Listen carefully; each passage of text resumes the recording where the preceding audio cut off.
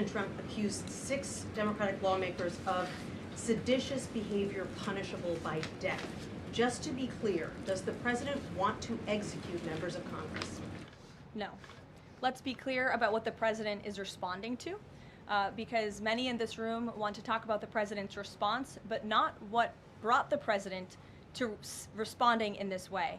You have sitting members of the United States Congress who conspired together to orchestrate a video message to members of the United States military, to active duty service members, to members of the national security apparatus, encouraging them to defy the president's lawful orders.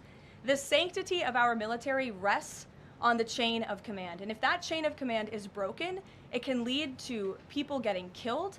It can lead to chaos. And that's what these members of Congress who swore an oath to abide by the Constitution are essentially encouraging. We have 1.3 active duty service members in this country. And if they hear this radical message from sitting members of Congress, that could inspire chaos, and it could incite violence, and it certainly could disrupt the chain of command. These 3 members of Congress, I will also add, knew exactly what they were doing. You look at Elissa Slotkin. She's a former member of the CIA. Mark Kelly was a captain in the U.S. Navy. Maggie Goodlander was a naval officer, and notably, she is also the wife of Joe Biden's national security former advisor, Jake Sullivan.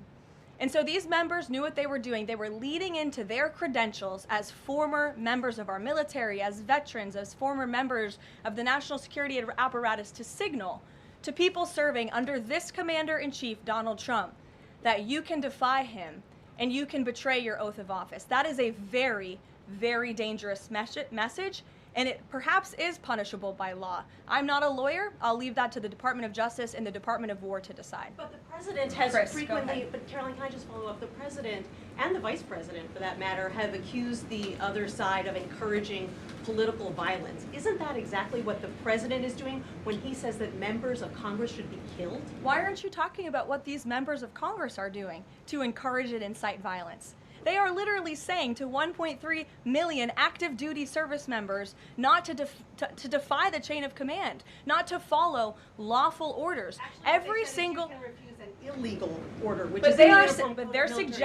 they're suggesting, Nancy, that the president has given illegal orders, which he has not. Every single order that is given to this United States military by this commander-in-chief and through this chain of command, through the Secretary of War, is lawful. And the courts have proven that. This administration has an unparalleled record at the Supreme Court because we are following the laws. We don't defy court orders. We do things by the books. And to suggest and encourage that active duty service members defy the chain of command is a very dangerous thing for sitting members of Congress to do. And they should be held accountable, and that's what the president wants to see.